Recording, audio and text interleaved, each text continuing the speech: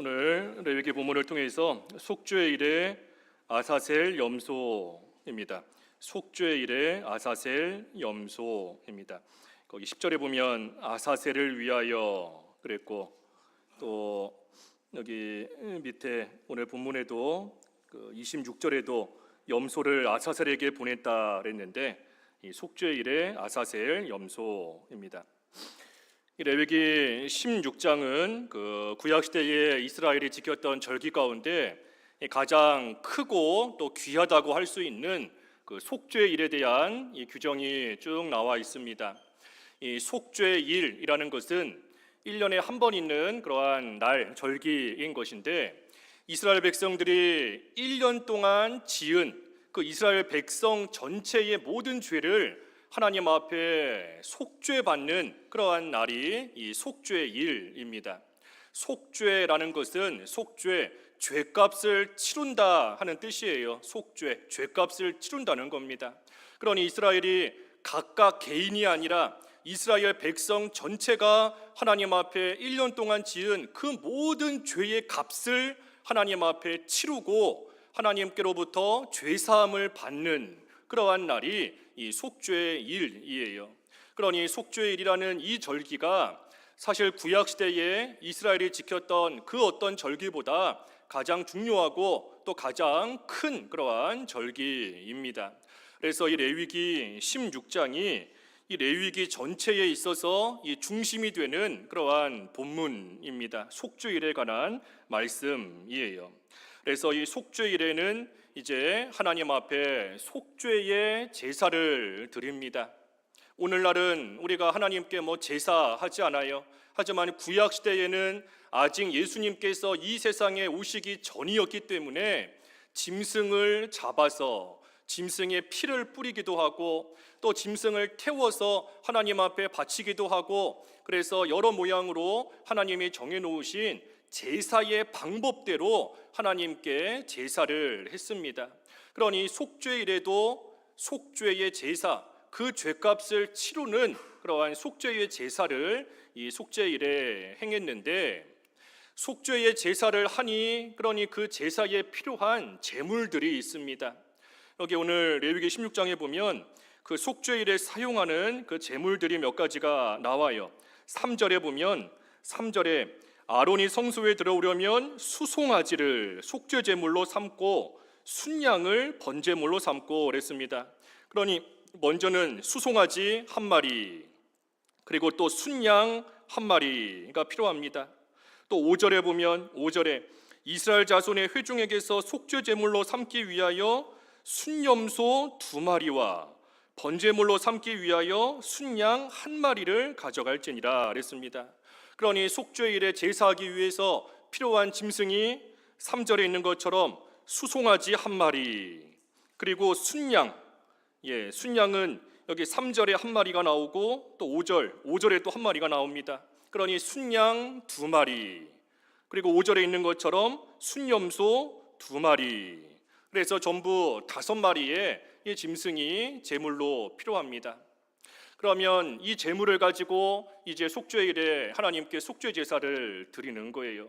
그 속죄 제사를 어떻게 드리는가, 그 의식을 이 간단하게 요약해서 여기 지금 기록되어 있는 것이 오늘 6절부터 10절까지의 말씀입니다. 그래서 6절에서 10절까지는 이 속죄일에 행하는 의식을 간단하게 요약해서 기록이 되어 있고, 그리고 11절부터 이제 뒤에 22절까지는 그 의식을 조금 더 구체적으로 단계별로 자세하게 또 설명하고 있는 것이 여기 11절부터 22절까지의 말씀입니다.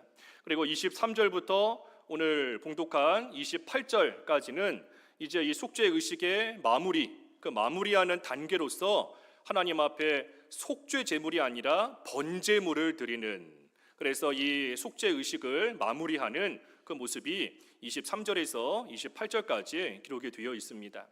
여기 본문의 말씀 오늘 다 읽진 않았지만 쭉 살펴보면 이제 대제사장이 이스라엘 백성의 대표로서 하나님 앞에 나아가 그들이 지은 죄를 속죄하는 그 죄값을 치르는 그러한 의식을 이제 행하게 됩니다. 어떻게 행하는가? 먼저는 대제사장이 이스라엘 백성의 죄를 속죄하기 먼저 자기 죄를 먼저 속죄합니다. 자기 죄를 먼저 속죄하는 거예요, 대제사장이. 왜냐하면 이 대제사장도 우리와 똑같은 사람이고 죄인이기 때문에 자기의 죄를 먼저 하나님 앞에 사함받지 못하면 이스라엘 백성의 죄를 속죄하는 그 일을 할 수가 없기 때문입니다. 그러니 대제사장이 먼저 자기의 죄를 속죄해야 돼요. 그래서 수송아지 한 마리를 잡아서 그 수송아지의 피를 가지고 이 대제사장이 이제 성소 안에 들어갑니다. 성소 안에 들어가면 그 성소의 가장 깊은 안쪽이 지성소예요. 성소 안에 가장 안쪽에 있는 곳이 지성소인데, 이 지성소는 하나님께서 이스라엘을 직접 만나 주시는 그러한 장소가 이 지성소입니다. 그래서 그 지성소에 들어가면 그곳에 언약궤가 놓여 있어요. 성소 안에 지성소가 있고, 그리고 그 지성소 안에 가면 언약궤가 있는 겁니다. 언약궤, 궤라는 것은 이 상자를 말하는 것인데, 그 상자 안에는 세 가지가 들어 있어요. 하나는 십계명 2돌판, 그리고 하나는 아론의 쌍난 지팡이, 그리고 마지막은 만나 한 오매를 담은 그 항아리가 그 언약궤 그 상자 안에 들어 있습니다. 그래서 그 세 가지를 담고 있는 상자를 언약궤 또는 증거궤라고 부르고, 특별히 그 언약궤의 이 뚜껑 부분, 그 언약궤를 덮고 있는 그 덮개 부분, 그 부분을 가리켜서 속죄소 또는 시은좌라고 부릅니다. 속죄소. 그러니 속죄소라고 할 때에 다른 데가 아니라 그 지성소 안에 있는 언약궤의 그 상자의 뚜껑 부분, 그 덮개 부분을 가리켜서 거기를 속죄소 또는 시은좌라고 하는 것이고, 특별히 하나님께서 지성소에 임재하실 때에 그 속죄소 그 자리로 임재하시는 겁니다. 그 시은좌 그 자리로 하나님께서 임재하셔서 이스라엘을 직접 만나 주시는 거예요. 그러니 대제사장이 제일 먼저 할 일은 자기의 죄를 속죄하는 겁니다. 그래서 수송아지를 잡아서 수송아지의 피를 가지고 그 지성소 안에 들어갑니다. 그래서 지성소의 그 속죄소에다가 그 수염소의 피를 먼저 뿌립니다. 그렇게 함으로써 대제사장의 죄를 속죄받는 거예요. 그리고 나서는 대제사장이 다시 지성소 밖으로 나와서 이번에는 이스라엘 백성들을 위해서 속죄합니다. 이스라엘 백성들을 위해서 속죄할 때에는 그 순념소를 잡아야 돼요. 순념소. 그래서 순념소가 2마리가 준비되어 있는데 그 중에 한 마리를 잡아서 그 피를 가지고 똑같이 다시 지성소에 들어가서 그 순념소의 피를 또 그곳에서 뿌리는 겁니다. 그렇게 해서 이스라엘의 백성들의 죄값을 지불하는 거예요. 속죄, 죄값을 치르는 겁니다. 그러고 나서 세 번째로 할 일은 그 수송아지의 피, 그 수송아지의 피 남은 것과 또 순념소의 피 남은 것을 가지고 제단으로 와서 제단에다가 그 남은 피를 또한 뿌립니다. 그렇게 함으로써 그 제단을 이제 깨끗하게, 제단을 성결하게 하는 그러한 또 의식을 행하는 겁니다. 그래서 대제사장이 이와 같이 자기의 죄를 속죄하고 또 이스라엘 백성 전체의 죄를 속죄하고 또 제단을 정결하게 성결하게 합니다. 그리고 나서 하는 게 뭔가, 아까 순념소를 2마리를 준비한다 그랬어요. 순념소 중에 한 마리는 백성의 죄를 속죄하는 데 잡아 쓰는 것이고, 이제 남은 한 마리의 순념소가 있는데 그 순념소에게 이스라엘의 모든 죄를 다 뒤집어 씌웁니다. 이스라엘의 모든 죄를 그 살아있는 순념소에게 다 넘겨 씌워요. 그리고 그 순념소를 광야로 내보내서 그 광야에서 죽게 하는 그 의식을 이제 이 속죄일에 행하는 의식인 겁니다. 오늘 그 본문 21절과 22절에 보면 아론이 대제사장인데, 아론은 그의 2손으로 살아있는 염소의 머리에 안수하여 이스라엘 자손의 모든 불의와 그 범한 모든 죄를 아뢰고 그 죄를 염소의 머리에 두어 미리 정한 사람에게 맡겨 광야로 보낼지니 그랬습니다. 그러니 아론이 대제사장으로서 이스라엘 백성의 모든 불의와 모든 죄를 그 염소에게 다 씌우는 것이고, 그리고 그것을 이제 맡은 사람이 그 염소를 데리고 광야로 나갑니다. 그래서 22절에 염소가 그들의 모든 불의를 지고 접근하기 어려운 땅에 이르거든 그는 그 염소를 광야에 놓을지니라. 그래서 이 아사셀 염소를 가지고 광야에 가서 그 염소를 놓고 다시 진영으로 돌아옵니다. 여기서 중요한 것은 이 염소가 다시 이스라엘의 진영으로 돌아오지 못하게 만드는 것입니다. 이스라엘 진영으로 이 염소가 다시 돌아오면 안 돼요. 이 염소에게 이스라엘 백성의 모든 죄를 다 지웠기 때문에 이 염소는 그 죄를 가지고 광야로 떠나가는 겁니다. 그러니 이 염소가 다시 진영으로 돌아와서는 안 되는 것이고, 그러니 염소는 홀로 광야에서 이리저리 헤매다가 결국에는 그 광야에서 죽는 겁니다. 그러니 이것을 이 후대에 가서는 이 염소의 죽음을 확실하게 하기 위해서 이 절벽에다가 염소를 아예 던져서 이 죽이는 또 그러한 일을 행하기도 했어요. 그래서 염소가 다시 돌아오지 못하고 광야에서 죽게 하는 겁니다. 이것을 통해 이스라엘의 모든 죄를 진 그 염소가 이스라엘의 진영을 떠나 멀리 광야에 가서 죽음으로써 이스라엘은 그들이 지었던 모든 죄가 우리에게서부터 떠나갔다 하는 것을 나타내는 것이고, 그리고 그 죄를 가진 염소가 광야에서 죽음으로써 이 죄가 원래 있었던 곳으로 돌아가야 된다, 우리에게 있는 것이 아니라 우리에게서 떠나서 이 죄가 있어야 될 곳으로 원래 있던 자리로 돌아가야 된다 하는 것을 나타내는 그러한 의식으로서 이 염소를 광야로 내보낸 겁니다.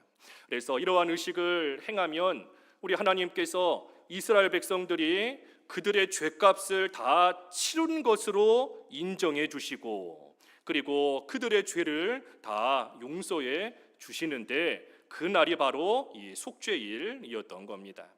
그러니 속죄일에 여러 가지 의식을 행하지만 특별히 속죄일에 있어서 중요한 것이 바로 이 아사셀 염소입니다.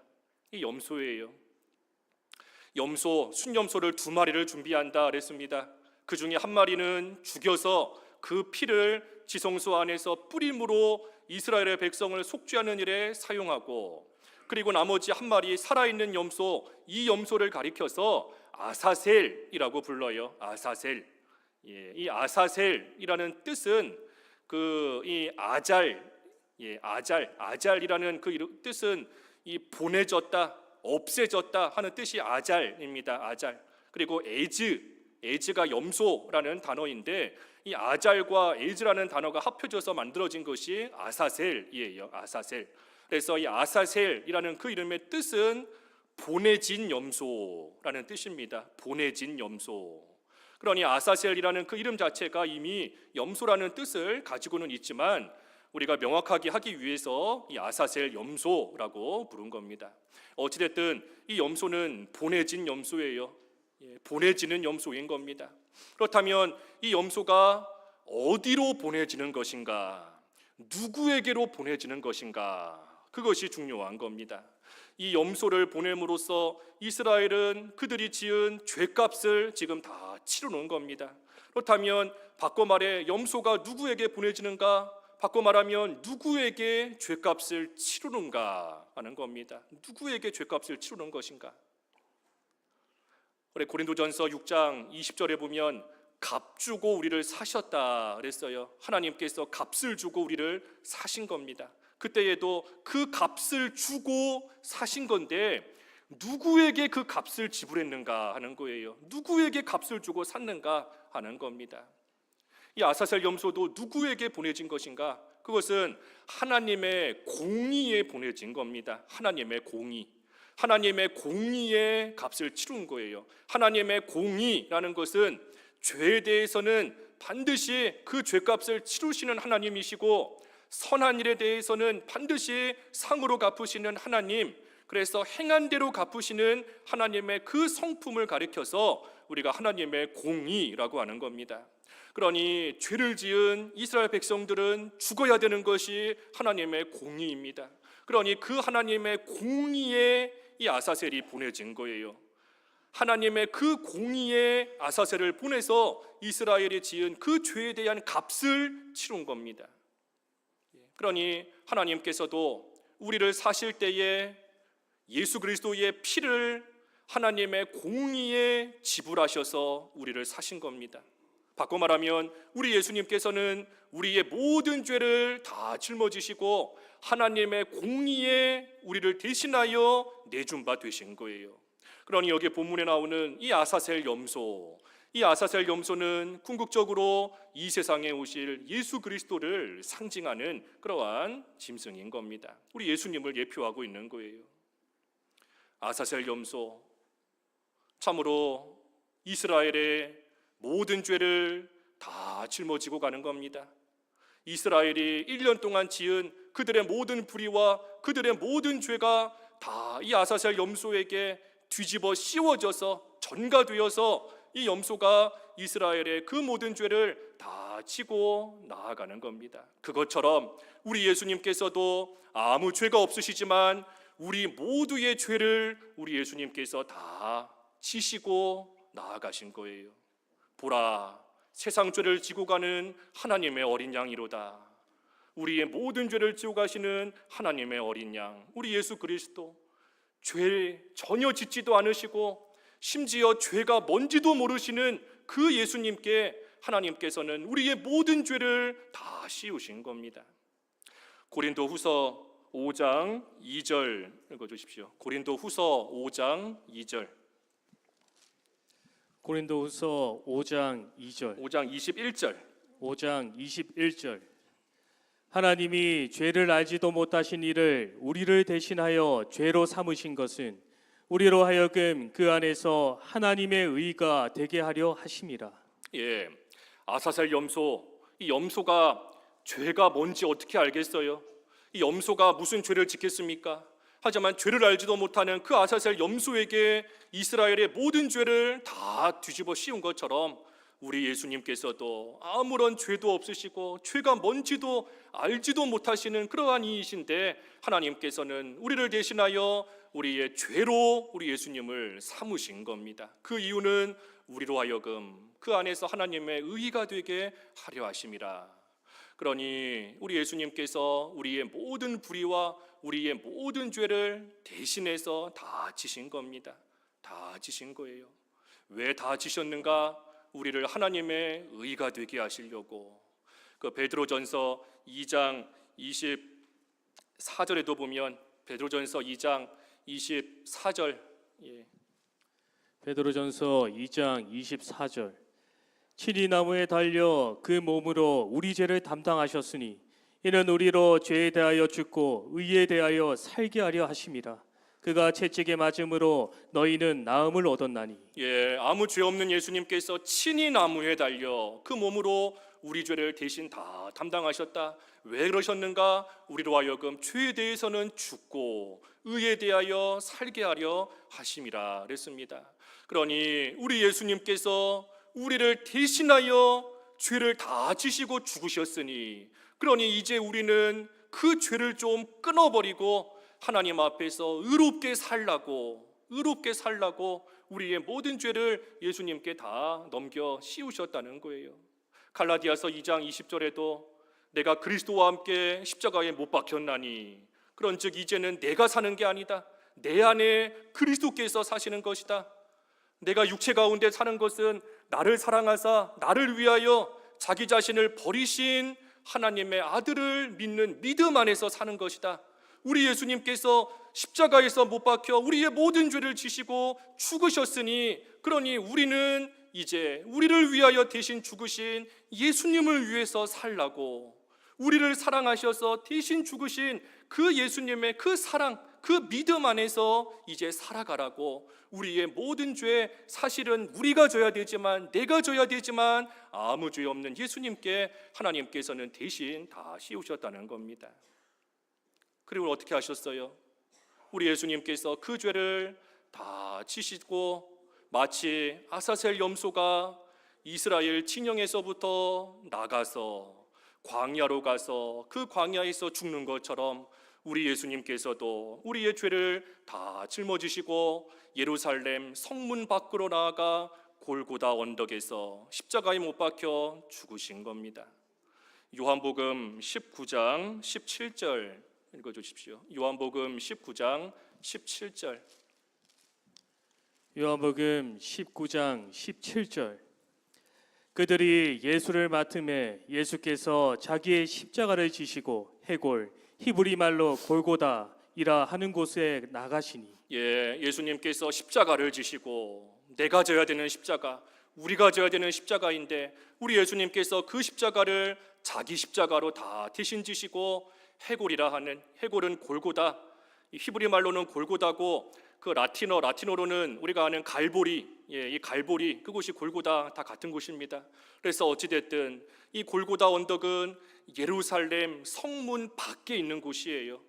예루살렘 안에 있는 곳이 아니라 그 당시에 죄인을 사형시키던 그러한 장소인데 예루살렘 성문을 나가서 밖에 있는 그러한 곳이 골고다 언덕입니다. 갈보리 언덕. 그래서 우리 예수님께서 친히 십자가를 우리 대신 지시고 예루살렘 성문 밖에 있는 골고다 언덕에 가셔서 십자가에 못 박히신 겁니다. 마치 아사셀 염소가 이스라엘의 모든 죄를 다 짊어지고 이스라엘 진영 밖으로 나아가 광야에 가서 홀로 쓸쓸히 그곳에서 죽는 것처럼 우리 예수님께서도 우리의 모든 죄를 다 지시고 십자가에서 홀로 우리의 죄를 담당하시며 그곳에서 죽으신 겁니다.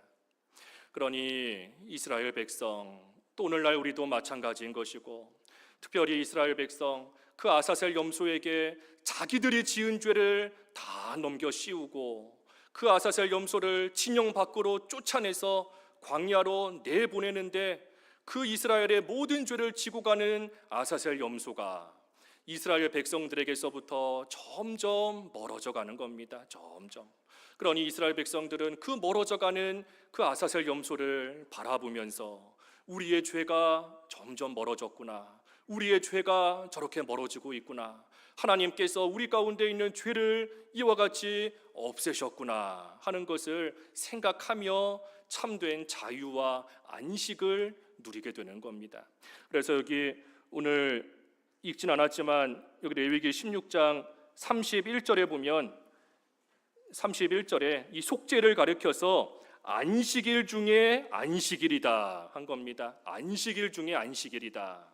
이스라엘의 모든 죄가 속죄되었으니, 그러니 이스라엘은 자기들의 죄를 지고 가는 그 염소를 바라보면서 참된 안식을 누리게 되는 겁니다. 우리가 죄로 인하여 죽어야 되는데 저 염소가 우리의 모든 죄를 다 지고 가버렸구나, 그러니 우리 사이에는 더 이상 죄가 남아있지 않다 하는 것을 생각할 때에 그들 마음속에 안식이 있게 된다는 겁니다. 그래서 이 속죄일이 안식일 중에 안식일이라는 거예요. 오늘날 우리도 마찬가지인 겁니다. 우리 예수님께서 우리의 죄를 다 지시고 십자가에서 죽으셨기 때문에 우리가 날마다 그 예수님의 십자가를 바라볼수록 우리 마음에는 참된 평강이 있고 참된 안식을 우리 속에서 온전히 누릴 수 있는 겁니다. 아사셀 염소, 이와 같은 면에 있어서 우리 예수님을 상징하고 있다는 거예요. 죄가 뭔지도 모르는 그 한낱 그 염소에게 이스라엘이 지은, 자기들이 지은 죄인데, 이스라엘이 자기들이 지은 죄고 자기들이 하나님 앞에 죽어야 되는데 마치 수송아지를 죽이는 것처럼 죄값을 치렀다 그랬지 않습니까? 속죄, 순염소가 죽는 것처럼 또 이 순염소가 광야로 홀로 보내져서 그 광야에서 홀로 그 죄로 인하여 죽는 것처럼 사실은 이스라엘 백성이 그와 같이 죽어야 되는데 그 모든 죄를 대신 염소에게 다 씌웠으니, 그러니 그 아사셀 염소로 인하여 이스라엘은 죽지 않고 살게 된 거예요. 살게. 그러니 이스라엘이 그 아사셀 염소를 보내고 나서, 그리고 나서 이제 그들이 할 일이 무엇인가? 하나님 앞에 번제를 드리는 겁니다. 번제. 아까 속죄일에 필요한 제물, 동물이 5마리가 있다 그랬잖아요. 하나는 수송아지, 그리고 순염소 2마리, 그러니 이제 남은 것은 순양 2마리인 겁니다. 순양 2마리. 그래서 대제사장이 이제 그 남은 순양 2마리를 한 마리는 자신을 위해, 그리고 나머지 한 마리는 이스라엘 백성을 위해 하나님 앞에 번제물로 바칩니다. 이 번제라는 것은 그 제물을 죽여서 칼로 다 조각을 내서 하나님 앞에 태워서 바치는 그 제사가 번제인데, 번제를 드리는 이유는 하나님 앞에 회개할 때도 번제를 드리고, 또 한편으로 하나님 앞에 감사할 때도 이 번제의 제사를 하나님께 드렸습니다. 그러니 속죄일에 드리는 이 번제의 의미는 하나님 앞에 감사하는 의미로 드리는 번제인 겁니다. 하나님께서 우리의 죄를 다 사해 주셨다는 그 사실을 기억할 때 우리의 모든 불의와 우리의 모든 죄를 저 염소에게 다 뒤집어 씌우시고 그 대신 우리를 살려주셨다는 그 하나님의 구원의 은혜를 생각하며 하나님 앞에 감사하는 의미로 순양 2마리를 잡아 하나님께 번제를 드린 겁니다. 그리고 나서 이제 속죄일이 지나고 나면 하나님 앞에 죄사함을 받았으니 이제는 감사하는 마음으로 그 속죄일 이후의 삶을 이스라엘은 또한 살아가는 거예요. 하지만 이스라엘이 원치 않게 이후의 삶을 살며 또 죄를 지으니, 그러니 그들이 지은 죄를 가지고 또 그 다음 해에 속죄일이 되면 또 이 속죄의 제사를 똑같이 반복하여서 하나님 앞에 1년 동안 지은 이스라엘 전체의 죄를 또한 속죄받는 그 일을 계속해서 구약시대에는 반복했던 겁니다. 그러니 이러한 속죄, 또 속죄의 제사, 구약시대에 드렸던 이 중요한 속죄의 제사였는데, 이러한 속죄의 제사, 특별히 속죄일은 우리 실체가 되시는 예수님으로 인하여 완성이 되었습니다. 속죄의 모든 일, 속죄 제사는 우리 예수님으로 인하여 완성이 되었다는 거예요. 이게 무슨 말인가 하면, 구약의 대제사장이 이스라엘 백성의 죄를 속죄하기 전에 먼저 자기 죄를 속죄해야 된다 그랬습니다. 왜냐하면 이 대제사장도 하나님 앞에 똑같은 죄인이기 때문인 겁니다. 그러니 수송아지를 속죄 제물로 바쳐서 대제사장이 자기 죄를 먼저 속죄하고, 그리고 나서 이스라엘 백성 전체를 속죄하기 위해 순염소를 하나님 앞에 제물로 바쳤어야 되는 겁니다. 이것을 매년 반복했어야 되는 거예요. 매년. 왜 매년 반복하는가? 이 수송아지나 순염소의 피는 썩어져 없어지는 피이기 때문입니다. 썩어지는 피이기 때문에 그 피가 1년이 지나고 나면 또 다른 피로 하나님 앞에 속죄의 제사를 드렸어야 되는 거예요. 하지만 그에 비해 우리 예수님께서는, 구약의 대제사장은 자기 죄를 하나님 앞에 먼저 속죄했어야 됐지만 우리 예수님께서는 영원하고 참된 대제사장으로서 아무런 흠도 없고 죄도 없으신 분이고, 그러한 우리 예수님께서는 더 이상 썩어져 없어지는 한낱 짐승의 피로 속죄 제사를 드리신 것이 아니라 자신의 피로서, 자기의 피로서, 자기 자신으로서 우리를 위해 하나님 앞에 속죄의 제사를 드려주셨기 때문에 더 이상 반복해서 속죄 제사를 드릴 필요가 없는 겁니다.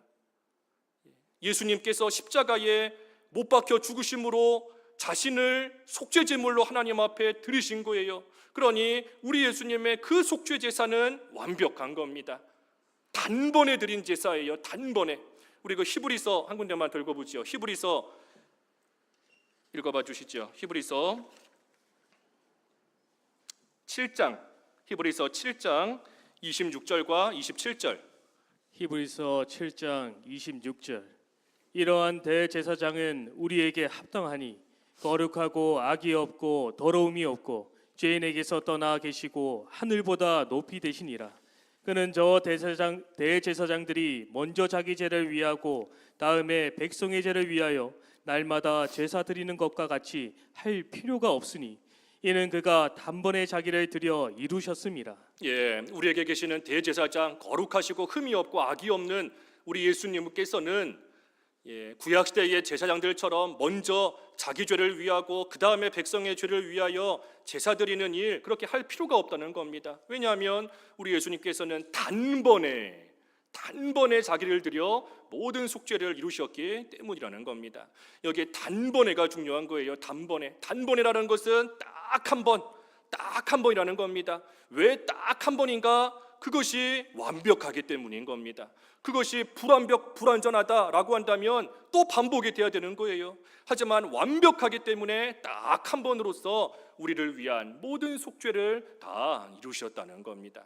그러니 오늘날은 더 이상 구약시대처럼 우리가 속죄의 일을 지키는 게 아닙니다. 오늘날은 속죄를 지키는 것이 아니에요. 오늘날은 그 속죄일의 완성이신 우리 예수님의 그 속죄를 믿기만 하면, 예수님을 믿기만 하면 하나님께서 우리의 모든 죄를 사해 주시고 하나님과 다시 화목한 자가 되게 하시고 우리에게 참된 안식을 하나님께서 우리에게 주시는 겁니다. 그러니 예수님을 믿는 자가 죄사함을 받는 것이고, 예수님을 믿는 자가 하나님과 화목하고 참된 안식과 평강을 누리는 자가 되는 겁니다. 그러니 이 구약시대의 속죄일, 이 구약시대의 속죄를 우리가 생각할 때에 이 속죄일은 이스라엘이 1년 동안 지은 과거의 죄를 하나님 앞에 사함받고, 그리고 이제는 감사함으로 새롭게 출발하는 그러한 절기가 이 구약시대의 속죄일이었던 겁니다. 그리고 그 속죄일에 있어서 중요한 것은 아사셀 염소다. 아사셀 염소. 죄를 알지도 못하는 그 염소에게 이스라엘의 모든 죄를 다 씌운 것처럼 오늘날 우리도 죄를 알지도 못하시는 우리 예수님께 우리의 모든 죄를 다 넘겨 씌웠고, 우리 예수님께서는 그 우리의 모든 죄를 다 지시고 친히 예루살렘 성문 밖으로 나아가 그 골고다 언덕, 그 갈보리 언덕에서 친히 홀로 십자가에 못 박히심으로 우리의 모든 죄를 사함받게 하시고 우리를 하나님과 더불어 화목하며 하나님이 주시는 참된 안식과 하나님이 주시는 말할 수 없는 은혜와 복 가운데 살아가는 하나님의 백성이 되게 해주신 겁니다. 그러니 이것을 깊이 생각하는 그러한 주가 이번 주 고난주간인 거예요. 고난주간. 우리 여기 말씀 한 군데 같이 읽어보고 마치지요. 우리 이사야 53장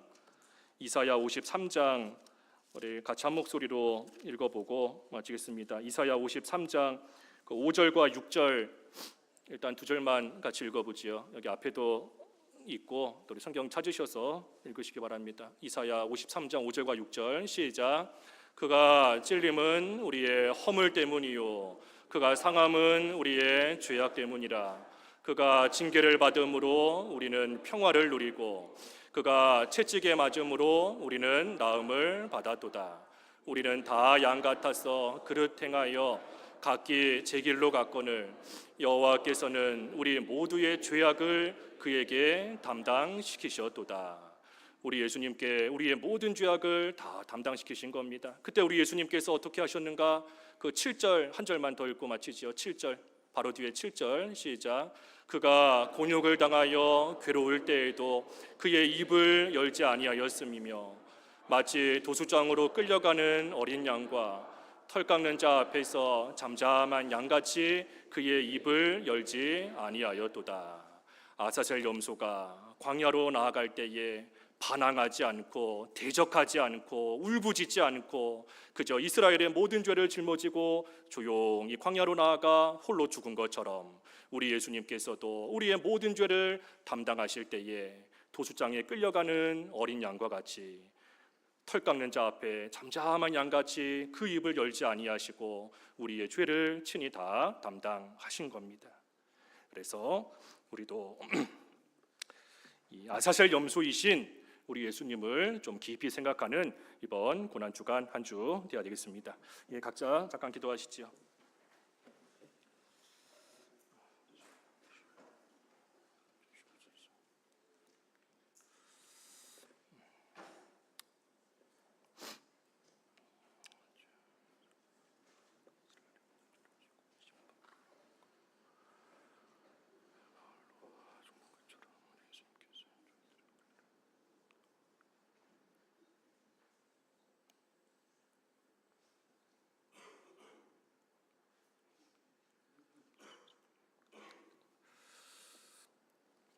예, 잠깐 기도하겠습니다. 하나님 아버지, 이 아사셀 염소가 이스라엘의 모든 죄를 지고 진영 밖으로 나아가 광야에 가서 홀로 죽은 것처럼 우리 예수님께서 저희의 모든 죄를 친히 짊어지시고 예루살렘 성문 밖으로 나아가 골고다 언덕에서 십자가에 못 박혀 죽으심으로 저희들의 모든 죄 사함받게 하시고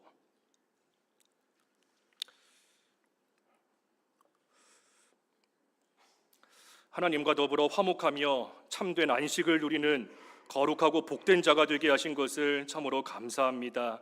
이번 한 주간 우리 예수님께서 당하신 그 고난을 깊이 생각하며 아사셀 염소와 같이 세상 죄를 지고 가는 하나님의 어린 양이신 우리 예수님 깊이 생각하고 고난에 참여할 수 있는 저희들 될 수 있게 하여 주시옵소서. 예수님의 이름으로 기도하옵나이다. 아멘.